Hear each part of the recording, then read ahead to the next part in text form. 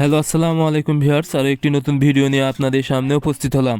আজকের ভিডিওতে মূলত আমি আলোচনা করব মুরগির বাচ্চার যদি ঝিম মেরে থাকে এবং পাখনা ঝুলে যায় বা বড় হয়ে যায়, সেক্ষেত্রে মুরগির বাচ্চাকে সুস্থ করতে কি কি করণীয়।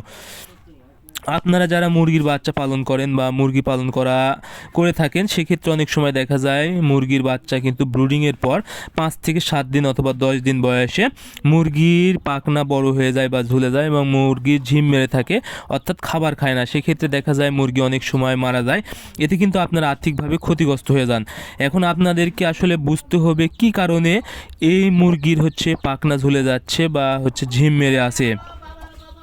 মুরগির বাচ্চার পাখনা ঝুলে যাওয়া এবং ঝিম মারার কারণ বিভিন্ন ধরনের হতে পারে। সেক্ষেত্রে প্রথম অবস্থায় যেহেতু বাচ্চা অবস্থায়, সেক্ষেত্রে যদি ব্রুডিংয়ের তাপ ভালো না পায় বা ব্রুডিংয়ের ওষুধ যদি দেওয়া না হয়, সেক্ষেত্রে দেখা যায় ব্রুডার নিউমোনিয়া বা নাভি কাঁচা রোগ হয়।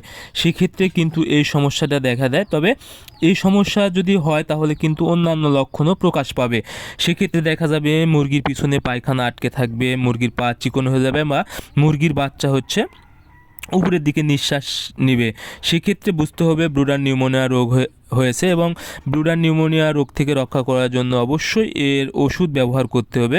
আপনারা ব্রুডার নিউমোনিয়ার কি ওষুধ ব্যবহার করবেন তা আমি অন্য ভিডিওতে আলোচনা করেছি, অবশ্যই দেখে নেবেন।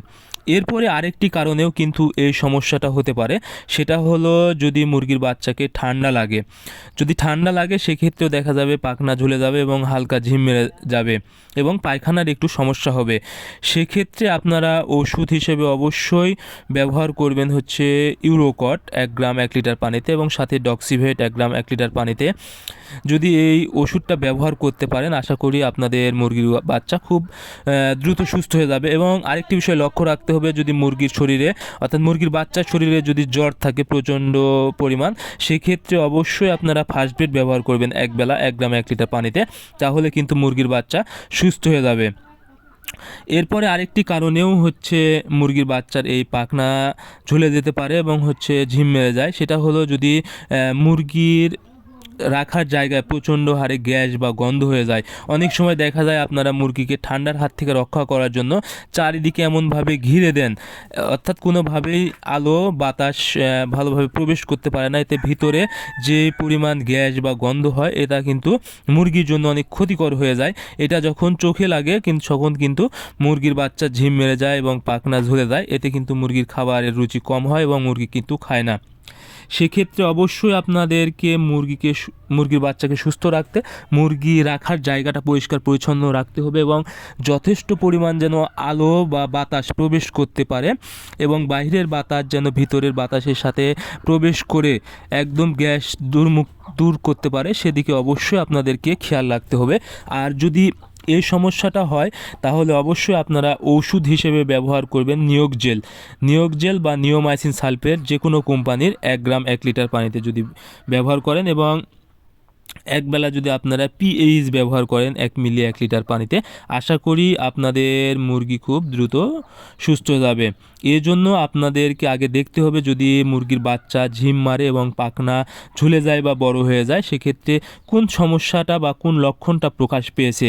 যখন দেখবেন যে লক্ষণটা প্রকাশ পাবে, আপনারা সেই অনুযায়ী ওষুধ যদি ব্যবহার করতে পারেন, আশা করি আপনাদের মুরগির বাচ্চা খুব দ্রুত সুস্থ হয়ে যাবে এবং যেগুলো বাচ্চার এই সমস্যাগুলো হয়নি ওগুলো বাচ্চাও কিন্তু সুস্থ থাকবে। সো আপনারা অবশ্যই মুরগির বাচ্চার যদি পাখনা ঝুলে যায় এবং ঝিম মেরে থাকে, সেক্ষেত্রে আপনারা আগে লক্ষণটা দেখবেন অন্যান্য সমস্যা আছে কিনা, সেই অনুযায়ী ওষুধ দিবেন। আশা করি আপনাদের মুরগির বাচ্চা সুস্থ হয়ে যাবে এবং গ্রোথ খুব ভালো আসবে এবং অন্যান্য রোগ থেকে মুরগির বাচ্চা কিন্তু সুস্থ পাবে। সো আজকের ভিডিও এই পর্যন্তই। আপনারা আমাদের পরবর্তী ভিডিও পেতে অবশ্যই চ্যানেলটি সাবস্ক্রাইব করবেন। ধন্যবাদ সবাইকে। আল্লাহ হাফেজ।